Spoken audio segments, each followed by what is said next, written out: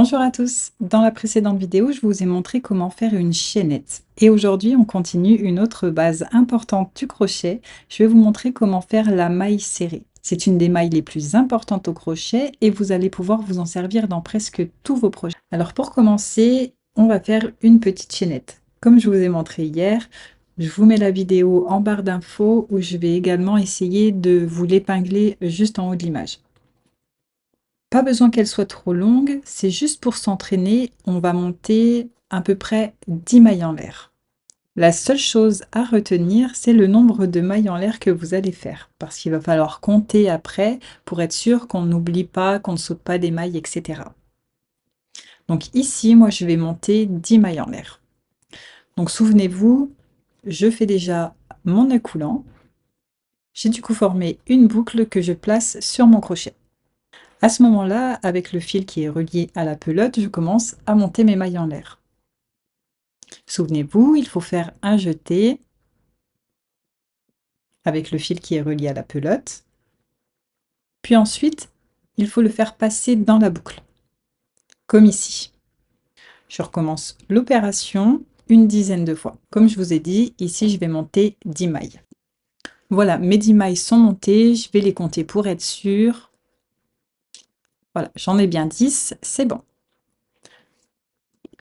Une fois que j'en suis là, je vais monter une 11e maille en l'air. Cette maille en l'air, elle va juste me servir à monter d'un rang. Voilà, on la voit bien ici. Et quand je vais commencer à former mon rang avec mes mailles serrées, je ne vais pas piquer dans cette maille, dans cette 11e maille qu'on a fait, je ne vais pas piquer, je vais la sauter. Et je vous montre ici, dans la maille dans laquelle il va falloir piquer notre crochet. Donc c'est la 2e maille en partant de notre crochet. Donc je saute celle que je viens de faire, ma 11e maille, et je pique dans la 10e. Donc ici, en fait, dans la 2e en partant du crochet, comme je vous ai dit tout à l'heure.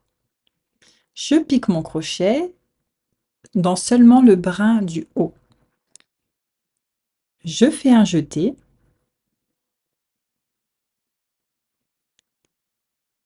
Comme si j'allais monter une maille en l'air. Et ce jeté, je le passe dans mon brin, juste ici. Je me retrouve avec 2 boucles sur mon crochet. Je refais un autre jeté que je passe cette fois-ci à travers mes 2 boucles. J'ai ainsi formé ma maille serrée. Et je vais continuer comme ça sur tout mon rang.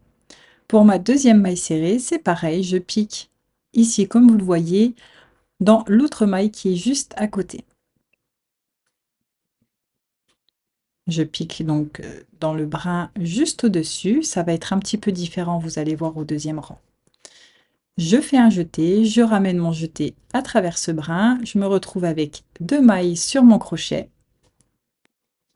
Je fais un autre jeté et je le fais passer à travers les 2 boucles.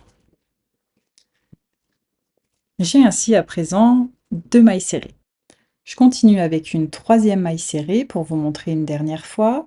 Je repique mon crochet dans la maille juste à côté de celle qu'on vient de faire.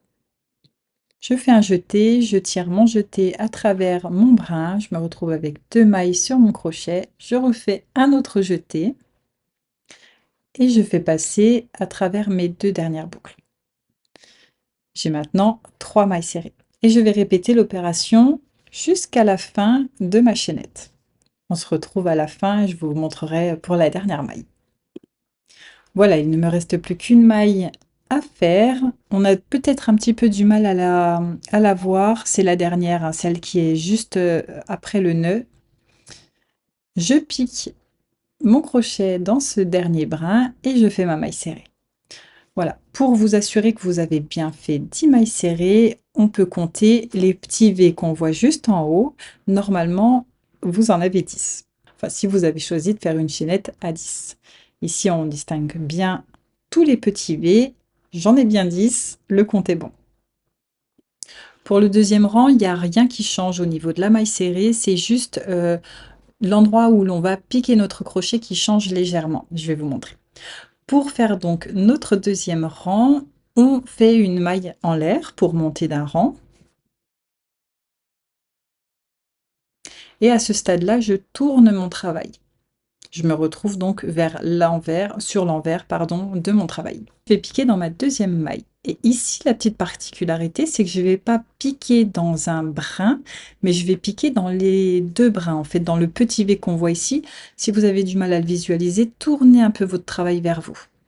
Inclinez-le légèrement et vous allez apercevoir les petits V. Voilà, comme on voit ici, je vais piquer donc mon crochet à travers ce petit V. C'est la maille précédente. Je fais un jeté, je tire mon jeté à travers ce petit V. Je me retrouve comme tout à l'heure avec deux boucles sur mon crochet. Je refais un jeté et je passe à travers ces deux boucles. J'ai maintenant ma première maille serrée de mon deuxième rang. Et je vais faire pareil sur tout le reste du rang.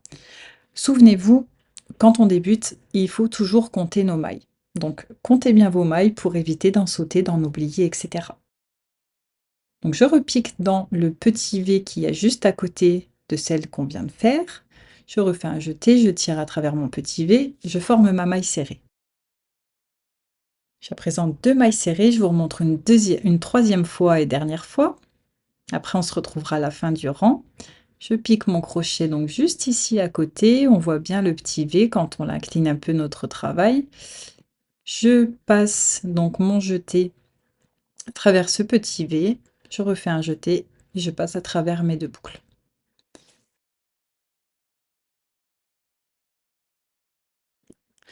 On se retrouve à la fin du rang, je préfère vous montrer parce que la fin des rangs, c'est toujours un petit peu compliqué pour distinguer nos dernières mailles. Donc là, il me reste deux dernières mailles. On le voit bien, il faut tirer un petit peu sur votre travail, comme ça vous visualisez bien vos mailles. Et là, le petit V restant, c'est ma dernière maille. Normalement, vous avez compté, voilà, moi c'est ma 10e. Hop, je passe mon crochet à l'intérieur de mon petit V et je forme ma maille serrée. On le voit bien ici. Je fais mon jeté, je passe à travers le petit V, je refais un jeté, je passe à travers mes deux boucles. Votre travail va peut-être tourbillonner comme ça, c'est pas grave, c'est normal, ça va se détendre au fur et à mesure qu'on va crocheter. Vous pouvez aussi tirer un petit peu dessus légèrement si jamais ça vous gêne. Et voilà, vous savez maintenant faire une maille serrée. C'est une des bases les plus importantes au crochet, alors n'hésitez pas à vous exercer un peu pour que le geste devienne bien fluide. Dans la prochaine vidéo, on passera à une nouvelle étape. Et n'hésitez pas à me dire en commentaire si vous voulez que je vous montre d'autres points de base. Merci d'avoir crocheté avec moi aujourd'hui et je vous dis bientôt pour une nouvelle vidéo.